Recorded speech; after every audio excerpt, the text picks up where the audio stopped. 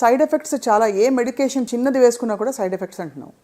But cancer లాంటి ఒక మహమ్మారితో పోరాడుతూ ఎన్ని మందులు, దాని సైడ్ ఎఫెక్ట్స్, జుట్టు కంప్లీట్గా ఊడిపోవడం లాంటివి చూస్తాం. అసలు ఎందుకు అవుతుంది సార్ ఇది? అంటే క్యాన్సర్ ట్రీట్మెంట్కి భయం రావడానికి మెయిన్ కారణం ఏంటి చెప్పనా అండి?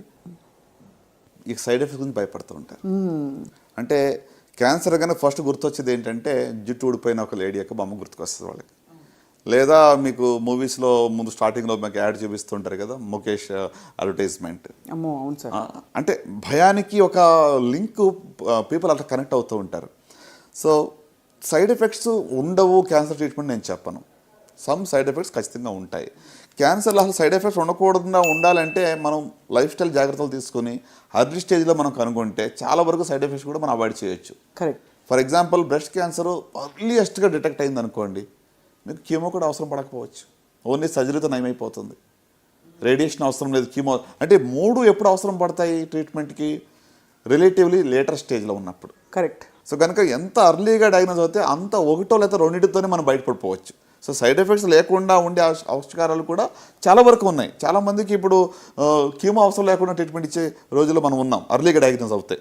సో ఇప్పుడు సైడ్ ఎఫెక్ట్స్ ఒకవేళ ట్రీట్మెంట్ ఇస్తే ప్రత్యేకంగా మీకు సర్జరీలో పెద్దగా సైడ్ ఎఫెక్ట్స్ ఉండవు ఆనెస్ట్లీ స్పీకింగ్, అన్లెస్ ఇది సైకలాజికల్ ట్రామా ఉంటుంది. బ్రష్ తీసేసాం అనుకోండి, అవును, దాన్ని మనం I think already discussed. So అది కాకుండా ట్రీట్మెంట్ సైడ్ ఎఫెక్ట్స్ వరకు వస్తే మెయిన్గా మనం అనుకునేది కీమోథెరపీ వల్ల వస్తుంది. సో మీరు ఆల్రెడీ చెప్పారు జుట్టు ఊడిపోతుంది అని చెప్పి.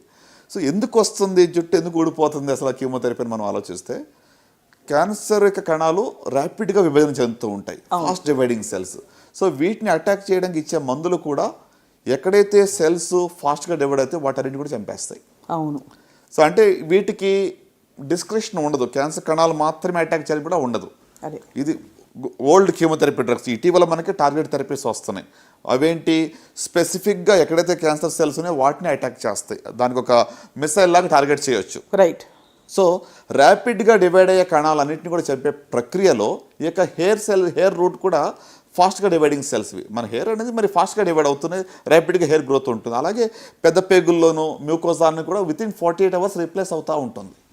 సో ఈ యొక్క కణాలన్నీ కూడా మరి అటాక్ ఫాస్ట్ అవుతూ ఉంటాయి అన్నమాట. అంటే క్యాన్సర్ కణాలతో పాటు ఇది సైడ్ ఎఫెక్ట్ ఎందుకు, ఇది ఏంటంటే కొలాటరల్ డ్యామేజ్ ఇది. అవును.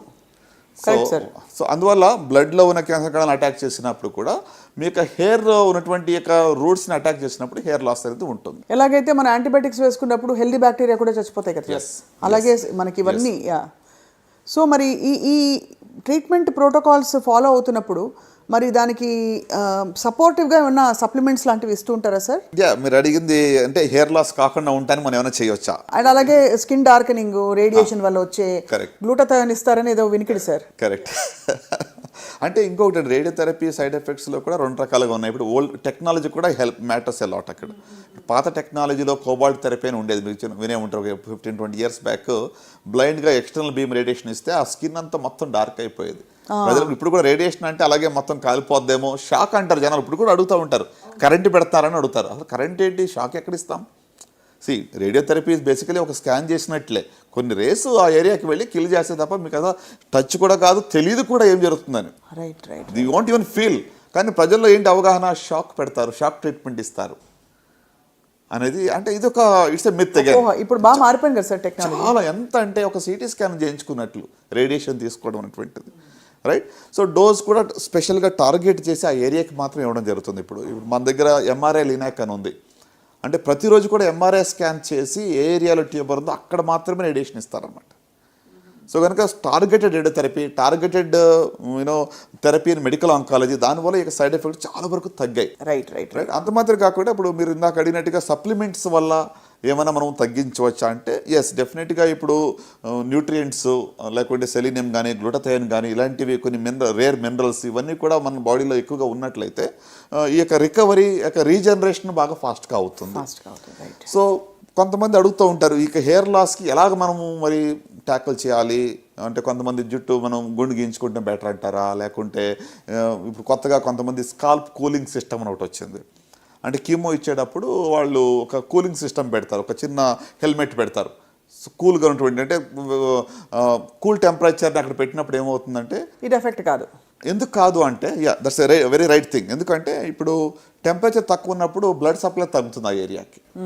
సో అక్కడ బ్లడ్ సప్లై తక్కువ ఉన్నప్పుడు అక్కడ కీమో డ్రగ్ అనేది అక్కడికి వెళ్ళదు. సో బట్ ఇది పర్మనెంట్ సొల్యూషన్ అంటే కాదు. కొంతమందిలో కొంతవరకు హెయిర్ లాస్ తగ్గిస్తుంది, కానీ ఇదేదో ఒక పెనేషియా హెయిర్ లాస్ రాకుండా ఇక స్కాల్ప్ కూలింగ్ సిస్టమ్ పెట్టేసుకుంటే చాలా బాగుంటుందని మనం ప్రిస్క్రిప్షన్ ఇచ్చేటువంటి లేదు. ఎందుకంటే ఇప్పుడు పెట్టి తీసేసిన తర్వాతనే కూడా బాడీలో కీమోథెరపీ డ్రగ్ ఉంటుంది, తర్వాతనే కూడా సర్క్యులేషన్ వెళ్తుంది కదా. అవునవును, అంటే ఇనిషియల్ మోతాదులో ఏదైతే ఉందో అంత వెంటనే వెళ్ళదు కాబట్టి తగ్గిస్తుంది. కరెక్ట్, అంటే it cannot prevent totally. Correct, అవును. ఓకే, ఇది ఒక support system, scalp cooling system అనేది. ఓకే, అలాగనే ఇప్పుడు అంటే 100% హెయిర్ లాస్ తగ్గిస్తానని మనం చెప్పలేము. ఎందుకంటే అసలు హెయిర్ లాస్ అవ్వలేదు అనుకోండి, అసలు మీ మెడిసిన్ పనిచేస్తాం లేదని కూడా అనుమానం. ర్యాపిడ్లీ డివైడింగ్ సెల్స్ని అది కిల్ చేస్తుందంటే ఇక్కడ కూడా డ్యామేజ్ అవ్వాల్సిందే కదా. కరెక్ట్, అవును. సో అందువల్ల it cannot be totally prevented. Manage చేయవచ్చు కానీ పూర్తిగా దాన్ని ఆపలేము.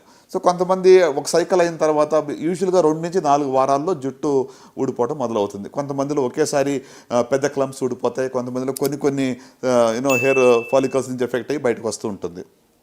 సో ఒక 4 వీక్స్లో ఫాల్ అనేది ఎక్కువ కనబడుతూ ఉంటుంది.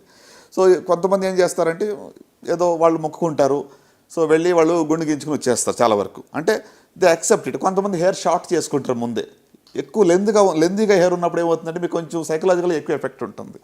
ఆల్రెడీ షార్ట్ ఉందనుకోండి, అది కొంచెం ఫాలో అయినా కూడా ఇవి యాక్సెప్ట్ ఇట్ అనమాట. లేదంటే ఇంకా కొంతమంది ఏం చేస్తారు, వాళ్ళు they will prepare A wig. వాళ్ళ హెయిర్తోనే వాళ్ళు విగ్ చేయించుకుని విగ్ పెట్టుకుంటారు. సో దట్ అంటే వాళ్ళకి క్వాలిటీ ఆఫ్ లైఫ్ ఎలాంటి ఎఫెక్ట్ లేకుండా నార్మల్గా మనం ఫేస్ చేయగలరు వాళ్ళు.